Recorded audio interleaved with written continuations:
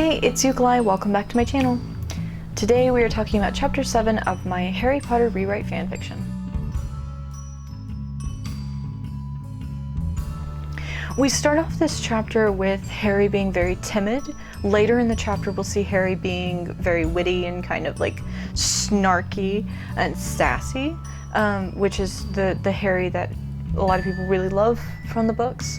I felt like it was important to have a multi-dimensional character, and so we have both sides of Harry in this chapter. We see his timid, shy, scared side, as well as his sassy, I'm gonna go pick a fight with a guy twice my size side.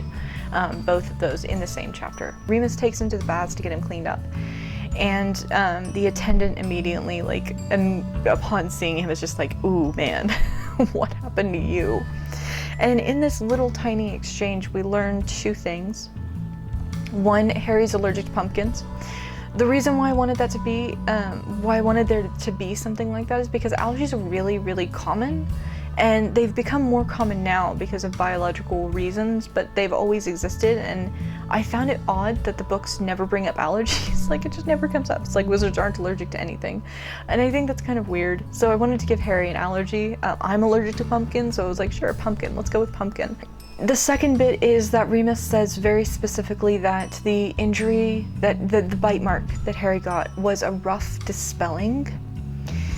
Now, he kind of already talked about this dispelling in the previous chapter. We'll get more of it in the next chapter about how this has affected Harry's health, but we get little blips throughout this chapter that Harry's health is, that something's wrong with Harry physically, medically, something is wrong with Harry, something's going on, and that is all foreshadowing for the next chapter whenever that's going to come to fruition. There is a very brief mention of basically Harry having PTSD in this chapter, where he brings up the fact that he's really glad no one's trying to clean him, like scrub him down, the way he would have to scrub Rose down or Dudley back at the Dursley house, because he doesn't think he can handle a stranger touching him after what happened with Marge. I don't want to dismiss of the fact that Marge basically had to sexually assault Harry in order to put him in the costume. I'm not dismissing of it, but I'm also trying to be kind of strategic about where I have him deal with that. So that's one of the reasons why the water has the magical ability to basically scrub him without anyone touching him, why the face cloth can basically scrub him without anyone touching him. When I'd originally written this chapter, Remus and Sean scrubbed Harry down, and then Lady Shizumi took care of his hair and his face. But I realized this was a problem with his PTSD of Marge, so that's why I had the scene work like this. It also helped because it reduced the size of this chapter by a lot, which I'm really glad for. But this is something he's going to have to deal with eventually, the fact that, you know, Marge was completely inappropriate with him in that kind of way. The fact that she had to, like, hold him down and put him in girls' clothes with her hands on him. He will deal with that. It's just not happening in this chapter. I'm still trying to figure out where to have that happen. It needs to happen soon because we can't put that off forever. And it's gonna happen, it's gonna come up later, but I haven't quite figured out where it's gonna happen yet. We'll get there eventually. Now, we need to talk about Harry's appearance.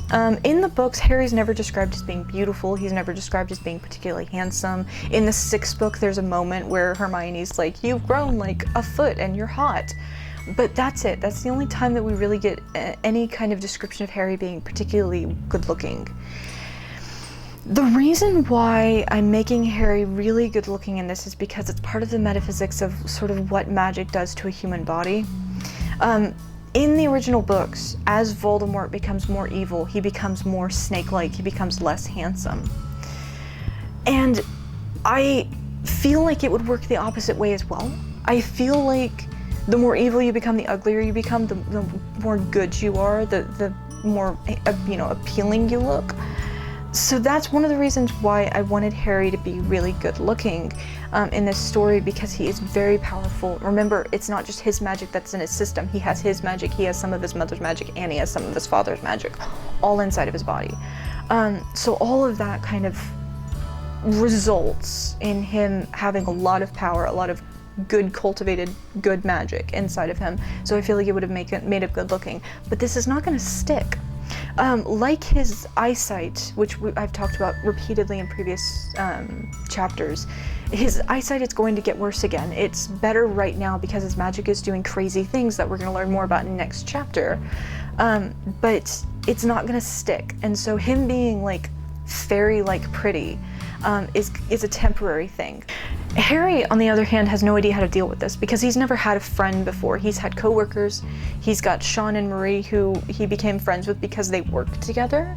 Kind of like how at school you become friends with the person you sit next to because you sit next to them every day. It's not because you actually have anything in common. You know, he doesn't know how to make friends, real friends. He doesn't know how to do that. So he's kind of like, I don't know what to do. This person's trying to be friends with me and I don't know how to react. He's very much kind of a fish out of water. And part of him is still damaged by the Dursleys, and we get these little moments, multiple, I think 2 or 3 times in this chapter, where he's like, I don't deserve friendship, I don't deserve luxury, I don't deserve people being kind to me, I don't deserve people treating me like I'm above them. Because that's the way he's been raised by the Dursleys. The Dursleys have instilled in him that he's beneath everyone else. And this is going to come up over and over and over again, and it's a constant problem for Harry. Part of his character development in the first, I'm planning probably 3 books, maybe 4 books. It's him realizing he is worthy of people being kind to him and worthy of friendship and worthy of attention and affection. But that is something he has to learn. That is something he has to deal with as he gets, as he involves himself with the Wizarding World. And the fact that everyone is treating him like he's this treasure, it doesn't help because it's a direct contradiction to the way he's been raised. And so he has a hard time dealing with it, and he has a hard time understanding how to react to any of that. After this, there's this moment where Remus is kind of putting Harry down for wanting to be friends with Draco in a very subtle way. And Harry says that he felt like he was back at the Dursleys being questioned by Petunia. This is part of his insecurity about Remus. He doesn't know if he trusts Remus. He doesn't really know who Remus is. Remus is kind to him, but Remus is kind of a dick to other people, like the Dursleys. So he's not 100% sure he trusts Remus. This, I felt, was just a matter of realism. Like, this is someone he doesn't know. Of course he's not going to trust him right off the bat. And the first time that they met, Remus was framing his family for crimes they didn't commit, Like, he doesn't knee-jerk trust Remus. So I wanted to have these moments built in where he's not 100% friendly with Remus and doesn't exactly agree with Remus. At the very end of this chapter, there's a moment of Harry being quite cunning. I want to resort most of the characters in the story. For example, Hermione's going to be a Ravenclaw, Ron is still going to be a Gryffindor, but Neville's going to be a Hufflepuff. I have not decided where Harry's going to be yet, so I am leaving foreshadowing and Easter eggs for all 4 houses for Harry. This is one of them. He's good-hearted, he's kind-hearted, and he cares about friendship. Like a Hufflepuff, he will become more and more studious as he gets to Hogwarts. I like Ravenclaw, he is brave like a Gryffindor, and he is cunning like a Slytherin. I'm putting all of them in there because I haven't decided what house he's going to be in, and I love for people to vote on what house you think Harry should end up in. Personally, I think for plot reasons, it'd be really interesting for him to be a Slytherin, but I also kind of love the idea of Harry being a Hufflepuff. I don't know. We'll figure it out, but this is going to be something that's going to come up in the book constantly, of these little hints and drops of Harry being kind of in all 4 houses. This is a moment of him being kind of Slytherin-like, where he cunningly, purposefully misspeaks and says, I could use you. I mean, your expertise, to kind of point out to Draco that he's willing to allow him to be friends with him, but only if he gets something in return. And Draco is 100% on board with that boat. He's totally like, yeah, let's do that. I'll use you, you'll use me, we'll both be aware of it, this will be great. And so they both agree to do this. Harry will get Draco's expertise about the Wizarding World in exchange for giving Draco access to his family library of healing books.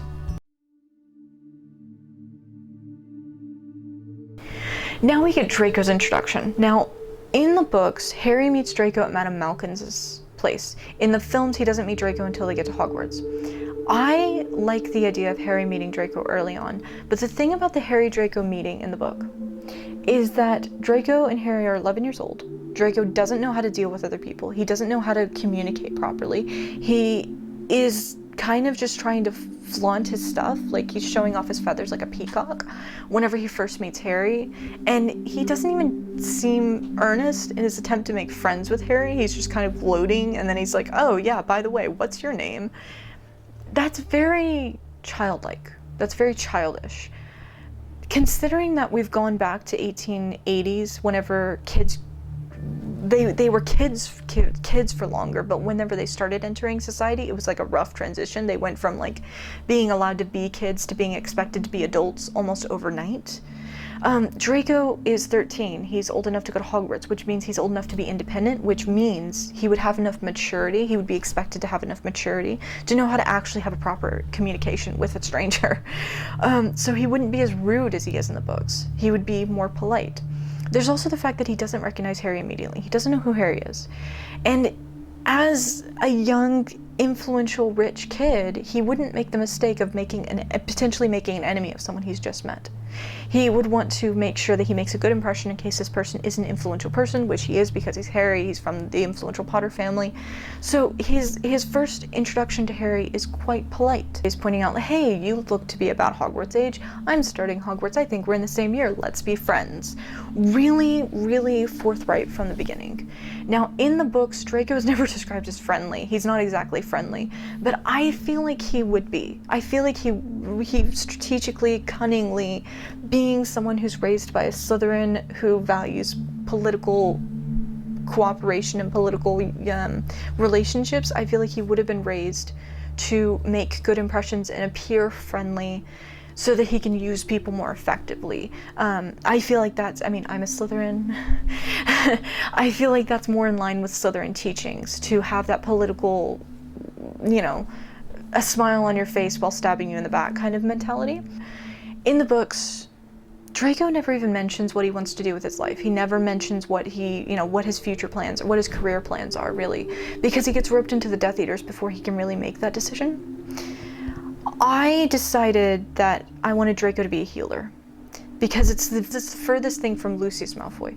In a previous rewrite, I decided that Abraxas Malfoy, Lucius's father, is a blood scholar, and that's why he's so invested in blood purity, because he studies purebloods and muggleborns and what any of that does. As a result, Draco has a kind of medical background already. He grew up in that kind of household. So I felt like it's not so strange that Draco wants to be a healer. We know Draco's good at potions. We know Draco's good at potions because in the books we can't be 100% sure because Snape has favoritism. But it seems like Draco's good at potions, and it seems like he cares about potions. He does seem to want to be a potioneer. That does seem to be something that he cares about. And I feel like healing is as far from Lucius Malfoy as you can get. And I want that to be part of his characterization, that he is trying to differentiate from Lucius, that he doesn't agree with Lucius. We see that in this chapter, where he brings up that, he doesn't agree with his father's political aspirations. He doesn't agree with his father's philosophy and his father's way of life.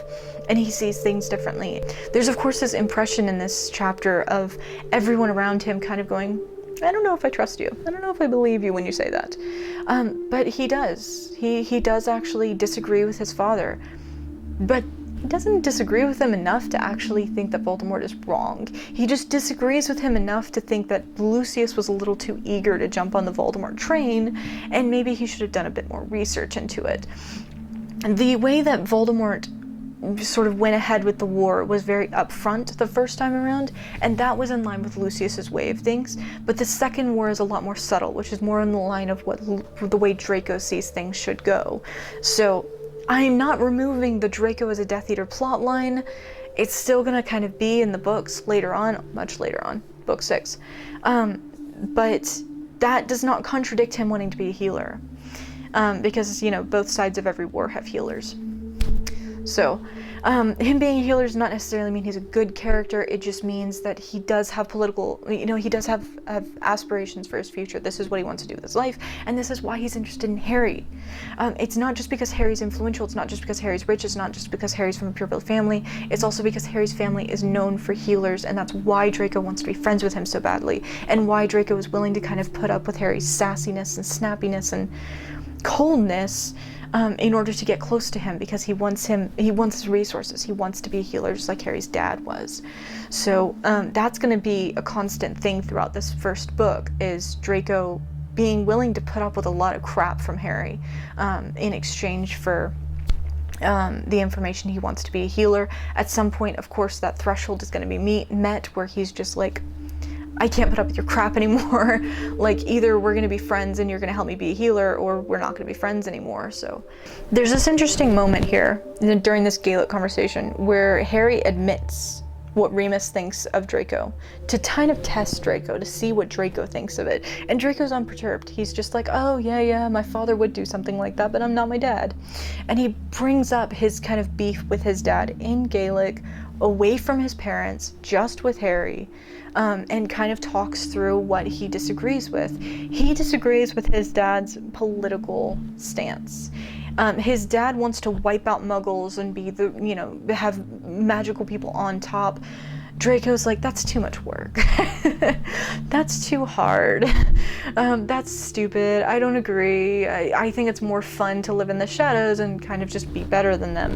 And he's very, very nonchalant about that kind of relationship. Now there's this little bit where Draco says, our nobleness is shown in that we do not use our magical advantage to subjugate them. This my father does not understand. Draco is kind of chivalrous, but that can go bad real easy if you look at literary examples, and as an English major, that's exactly what I'm doing. It's very easy for that to go downhill quick. And for Draco, that's exactly his struggle. He believes that mages are noble, and so he justifies a lot of things that he probably shouldn't. Part of chivalry is a stringent class system, and that is something that Draco definitely agrees with. Draco is a classist, he is a blood purist. He's just trying to coincide that with chivalry, which is a hard bargain to sell, really. And it will come up in his characterization more and more, especially as we get to the 6th book, with his relationship with the Death Eaters. There's a name drop that happens repeatedly in this chapter of Lady Shizumi. She is Japanese and she runs the bathhouse. She's the person who owns the bathhouse. We're gonna meet her in the next chapter. I was gonna have her come up in this chapter. She was originally in this chapter, but I edited her out because I needed Madame Malkin's to be in this chapter instead, because I'm not gonna have Harry go to Madame Malkin's robe shop in the next chapter when he goes into Diagon Alley. That basic interaction happens in this chapter instead, because this is the chapter that Draco enters. So that whole interaction happens here instead. So I needed Madame Malkin's here. Lady Shizumi will show up in the next chapter. I'm just name dropping her here mostly because this was supposed to be her introduction and she got edited out, so she'll appear later, don't worry. Something that I tried to do throughout this chapter is to incorporate Irish slang. I am not a linguist, I am not Irish, I have not been exposed to Irish slang all that much. I looked up some Irish slang online and tried to incorporate it to the best of my abilities. If you notice that I'm using it wrong, please let me know. But I incorporated things like Janny Mac, and there's some stuff that Harry says later when he opens the Hogwarts letter that is Irish slang. So if you don't know what those words mean, it's probably Irish slang, and that's why you don't recognize it. I'm just trying to incorporate that for realism.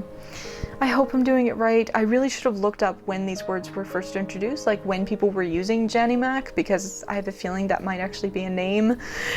And maybe they weren't around in 1880s, but you know what? I'm not even gonna open that can of worms. I'm just gonna leave it.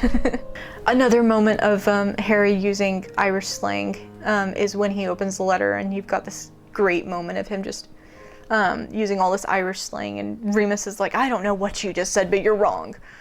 Also, Harry's hair, the length of Harry's hair, it's gotten longer again. Now it's reaching longer than mine even is right now. Mine reaches to my mid-breastbone. His is even longer than mine. The reason why his hair is so long is because of his powers. This is something I've come across before in Eastern literature, this idea that the longer your hair is, the more powerful you are. I've seen this before in things like Demon Diaries and other mangas. A lot of Japanese stories tend to have this kind of idea that you have long hair because you're powerful.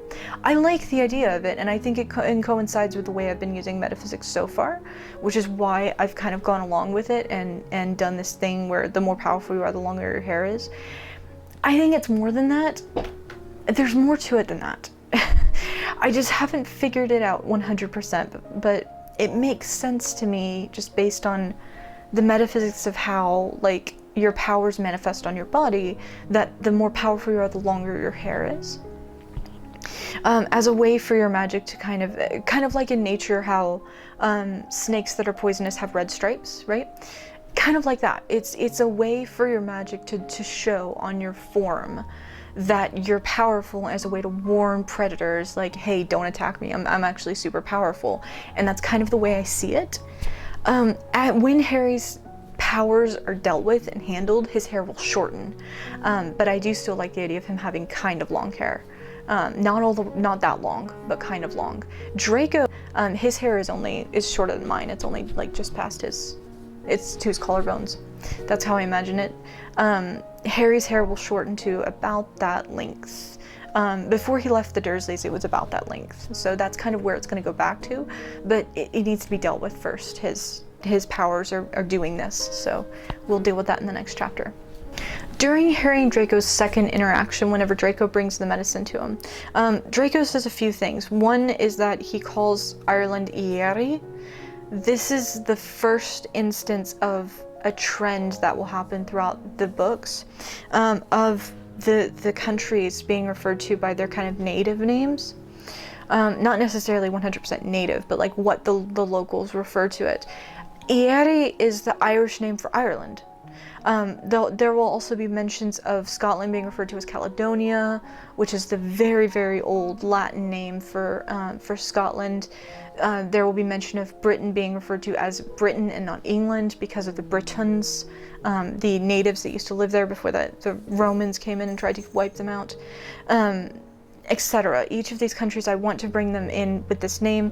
Later on in the next chapter, we'll hear all of the UK being referred to as Albion, which is a very, very, very old name for the UK that locals used to call it. Draco tells Harry about a tradition. Now, as part of my filling out the magical world plan, I'm creating new traditions. One of these traditions is that it is a tradition for pureblood kids to get their ears pierced before they go off to Hogwarts.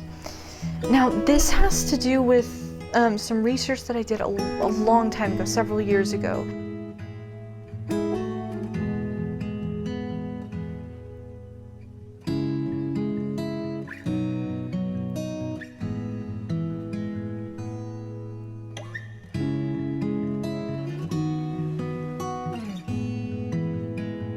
Draco points out later in the chapter that the wizarding community kind of rebels against the Muggle stigmatization and genderization of splitting up the genders. They don't really do that in the wizarding world. Women wear trousers, men wear earrings and other jewelry, and he also specifically says there are men who wear women's clothing and women who wear men's clothing as part of that trans inclusion.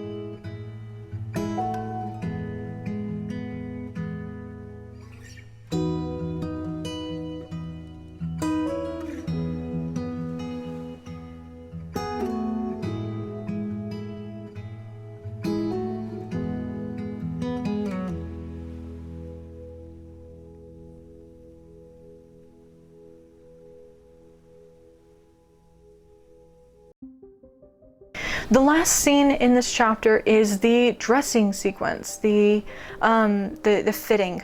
Now, I want to explain this a bit because shopping in the 19th century for clothes is not like what it is today.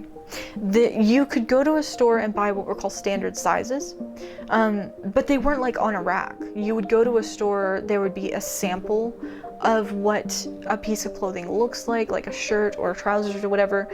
You would get sized in a standard size, which is just like if you have normal proportions, you're approximately these sizes, and then you'd pick up that standard size and then you'd go home and you'd fix it. You've altered it for yourself specifically. So there were standard sizes of clothing. If you're poorer, you just buy standard sizes. That's what you do. So shopping is really easy and quick, just like it is today. Sean's little reference, him saying what rich people do, is referring to what people with money typically did in the 19th century, which was a lot more elaborate. You would go to a dresser, they would show you a magazine or a binder full of designs. You would pick the design that you like. You would then pick out all the fabric. You'd pick the colors, you'd pick the trimming, you'd pick every little detail of the outfit, of what it would look like. They would size you, they would do the measurements of you exactly. They would make it, and you would come back a few weeks later and pick up the product. Because of magic, we can speed this up a lot. So we can have Harry sized, and then immediately he can get his clothing done, which allows him to get hold of a whole new wardrobe. But Harry's not used to this process. He's used to Rose doing this process because she's used to it. He's used to Dudley doing this process. He's used to the Dursleys doing this, but he's not used to it because he's just a servant. He's used to standard sizes. So this whole thing is super uncomfortable for him. He's like, what is going on? What is this? This is ridiculous. This is so expensive. I can't believe you're spending all this money. This is so frivolous, and he's opposed to it. All right, the letter. We got to talk about the letter. When I first read the letter, I didn't think anything of it, but rereading the letter, the acceptance letter, I realized there was something really weird about the letter, and that's the way that the headmaster line is put in. I don't know how most private schools do their acceptance letters, but I highly doubt they start off their acceptance letter with headmaster so-and-so with all of these accolades. Like, I highly doubt that's how it usually works. It's kind of weird that that's there. In the canonical acceptance letter, Dumbledore has his name and all of his accolades. Like, he has his Order of Merlin First Class, Grand Sorcerer, Chief Warlock, Supreme Mugwump, I have no idea how to pronounce that, and International Confederation of Wizards. Why is any of that there? So I wanted to kind of poke fun at it for a second in this chapter, and that's why Harry kind of responds negatively. He's like, God, what an arrogant prat. I can't believe he starts off with like all of his names and titles and everything like that. That's so arrogant. Of course, Remus is like, he's not arrogant, it's Dumbledore. Dumbledore's not arrogant. And Harry's like, oh, really? And we see a bit of Harry's sass in this moment. We see a little bit of Harry and Remus butting heads over Dumbledore. I personally have always thought Dumbledore is kind of a villainous character. Personally, I'm trying not to do that in this book, but his biggest flaw is definitely that he is arrogant, and he mentions that in the book. He admits to being cocky and arrogant in the book. So I do feel like that's canonical, and I'm not being crazy by putting that in. I just think this is one of those moments of him kind of being cocky by putting his full name and all of his accolades at the beginning of the Hogwarts acceptance letter. And Harry points it out. He thinks it's cocky as well. Harry goes out to get sized for his wardrobe, and he has this conversation with Draco in Gaelic. Now, Welsh Gaelic, Irish Gaelic, and Scots Gaelic are all related languages, but they're not the same. They're not the same languages. They do have differentiations in their conjugations, in their vocabulary, in the way that their words start, but they do share a large body of words, kind of like how Latin, English, and French all share a large body of vocabulary words, so you can kind of figure out what's being said, generally speaking. You can communicate between Welsh Gaelic, Irish Gaelic, and Scots Gaelic, but there are differences in the way that you use words. If you enjoyed this content, give this video a like. If you want to see more content like this about each of these chapters, consider subscribing to my channel, and please, please, please comment, and I will see you guys next time. Bye!